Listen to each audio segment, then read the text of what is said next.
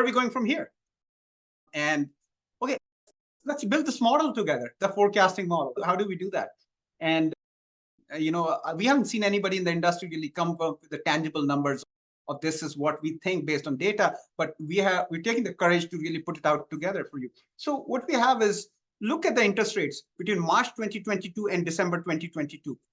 We are talking from the peak to the bottom that we have seen not being violated just yet.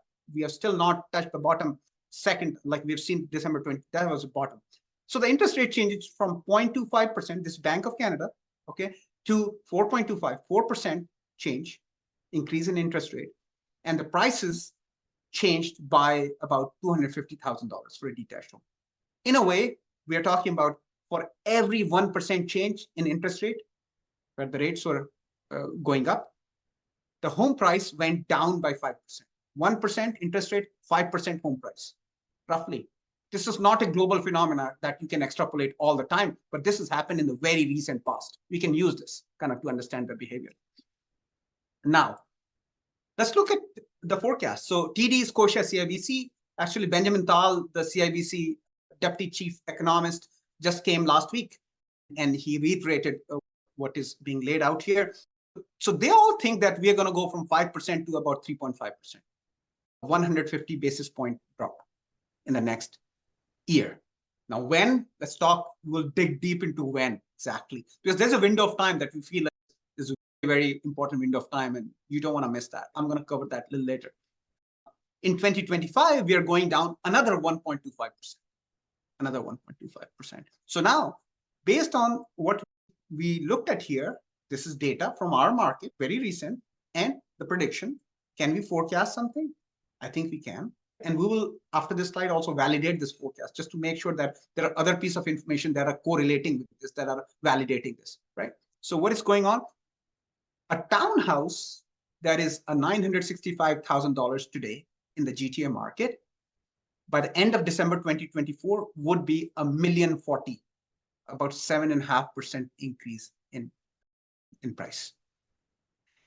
By December 2025, when the rates are down again by 1.25%, that townhouse would cost about $1.1 million. Net in the next 2 years for that $965,000 asset investment, we are seeing that it's going to go up by about $140,000 or about 13%.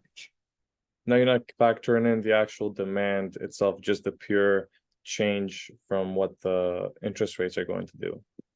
This is pure change. We are not counting the 200,000 more people coming here. Yep. Not counting that.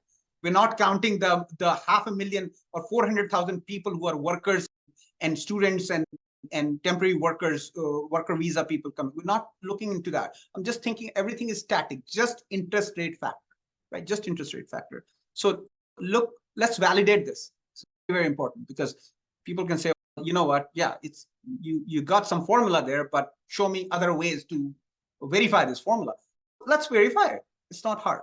So we have this green line, which is the median price of detached homes in the GTA, right? We have this green line, and now we put a best fit math line basically that's going to run through it. It's called a trend line. This is what the market roughly behaves, plus or minus, it depends. Now, look at here.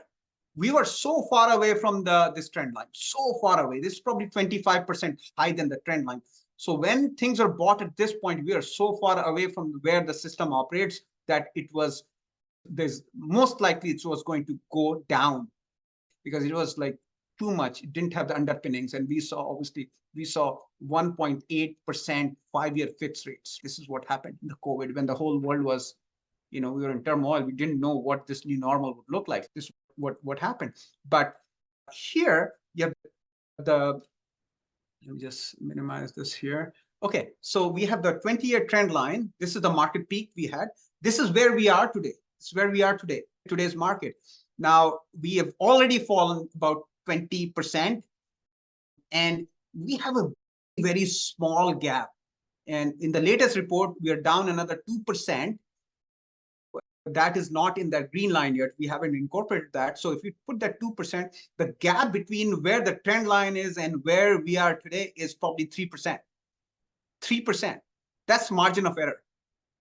Almost nothing. I mean, not going too far, we have in the May timeframe, just this May, when the 5-year fixed went down to 4.5% from what we have about 5.5%, 6%, 1% change, and people thought, oh, the interest rate hikes are over. What happened to the market? The market went up 10 percentage points, 10%. Okay, in a very short time. So it's a very sensitive market. And what we're talking about, 2-3% is really. Thank you for watching this video. The mission of Real Estate Center of Excellence Group is to empower consumers to make high quality, timely real estate decisions. Every month, we'll be updating our real estate market forecast. If you like this type of content, please hit the like button or share this video with somebody and subscribe to this channel. Thank you so much.